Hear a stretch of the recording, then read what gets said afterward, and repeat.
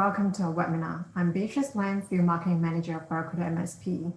Today, Matt will show you all things you need to know about using our free email threat scanner tool. Before we get started, I would like to invite you all to participate in our MSP survey. The reason we're running this is to ensure we're on track with our offerings and support, and to learn about your experience as MSP for the past year. It'll only take about 5 minutes to complete. And when you are done, we'll email you a $50 voucher for you to spend towards your next Uber ride or Uber Eats order as a thank you for your time.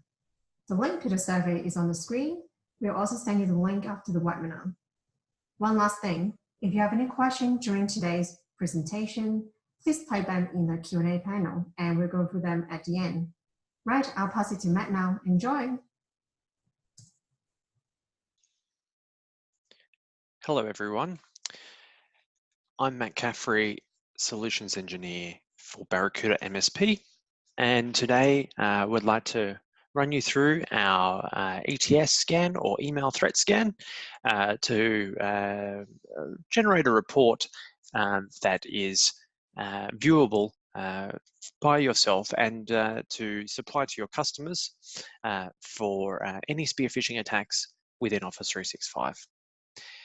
We also make use of the recommendations to protect your customers in terms of email security. All right, as part of the first step, we would go through and go to scan the scan link on the slide there, which is barracudamsp.com/scan. Fill out the details and then connect it to Office 365. This is for new MSPs.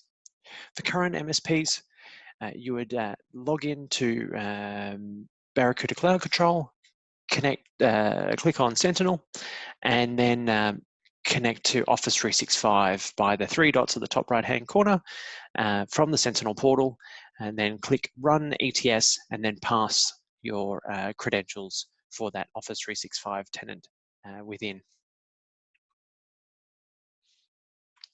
So what's so good about the email threat scan? It uses a context approach whereby analyzing an email rather than looking at anomalies within that email.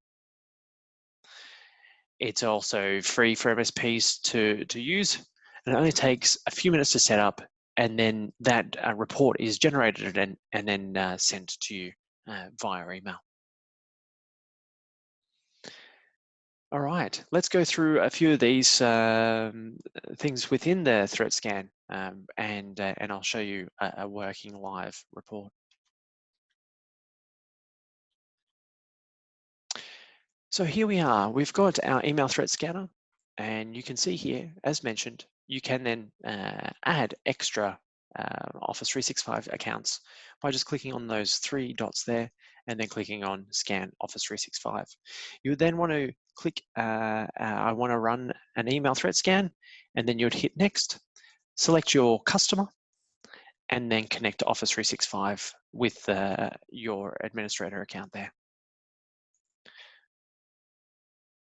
If you wish to make them a full Sentinel account, which will do the continuous remediation, you would then follow those same steps and select your customer and then connect to Office 365. All right. So I'd like to go through a few things here. We can delete those results from the email threat scanner and also export to CSV if you wish to move that data and then use it in another form. And then we can also delete those results. You can share the report just by copying that link and then sharing that. Obviously, due to data protection laws, ensure that you're supplying that information to the correct customer. Now, this is email threat scan that has been run. It has picked up 343 fraudulent emails. We've observed 3 employees at risk, 3 domains which are at fraud risk, and 13 mailboxes in total. You can see here those attacks have been listed,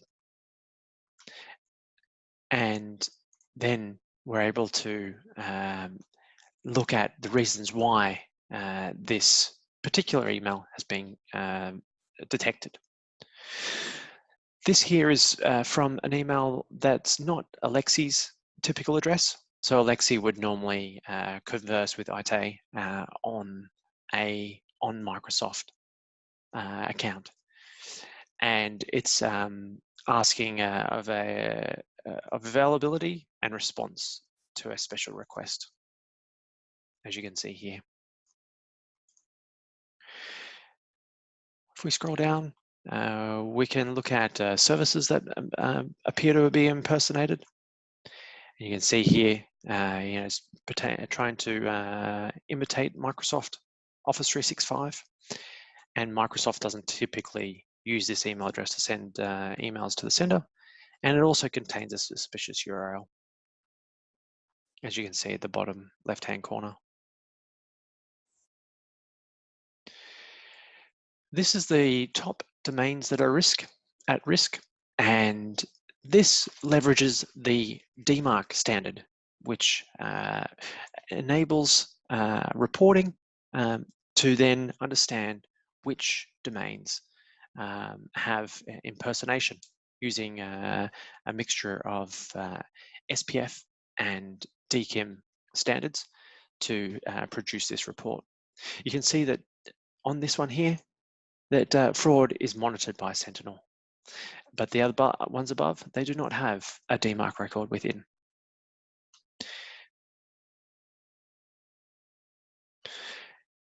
Employee exposure. So you can see the employees that are at high risk and those that are at low risk. So you might be able to see that these ones here, IT is an executive along with Sif and Leo. They have been identified via our polling of Office 365 to understand that they're executives. If there is a person that deals with invoices, that will also come up in this report. If there's a mix of executive and invoice, then that risk level is obviously going to increase. So you might want to target these particular individuals with a product that we have, which is Fishline, and it's managed by Barracuda MSP.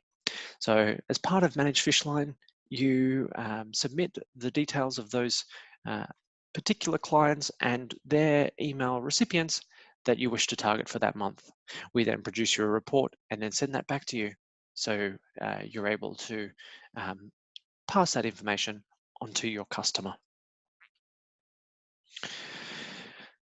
Within the email threat scan, we can see the top recipients of those fraudulent emails. And you can see that the CFO, CTO, CIO are all high victims, and they tend to be those victims of the impersonation, and also fraudulent emails that are received in.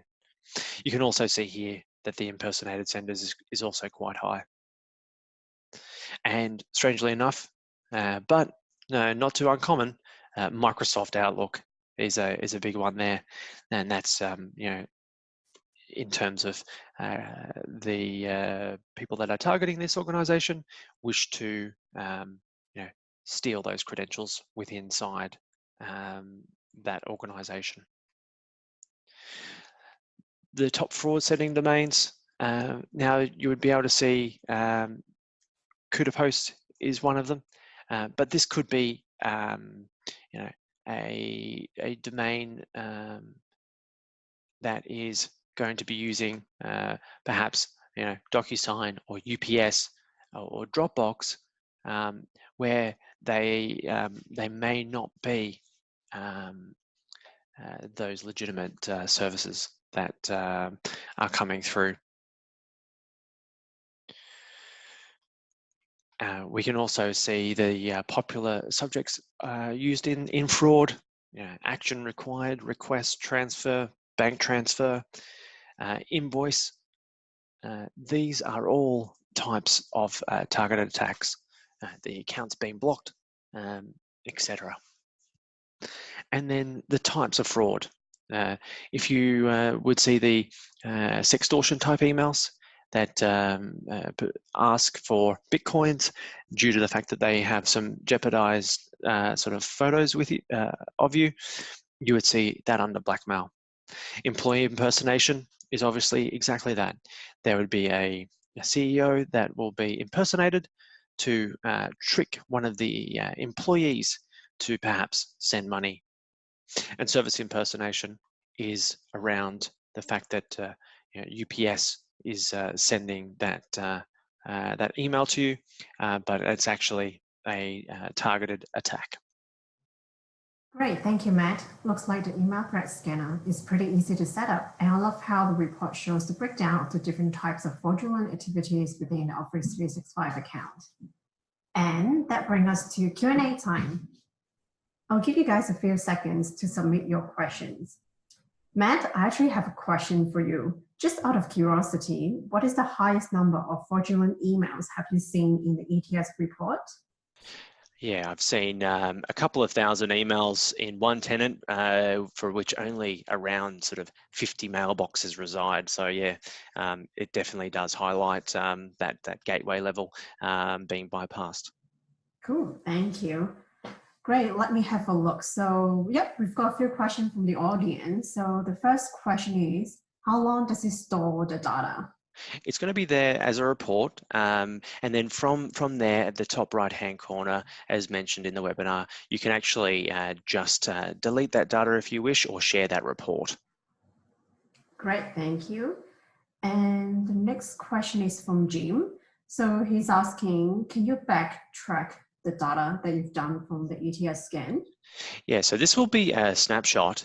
Once it is converted from an ETS scan to a full Sentinel account, it'll allow you to remedy those that have been picked up in that scan.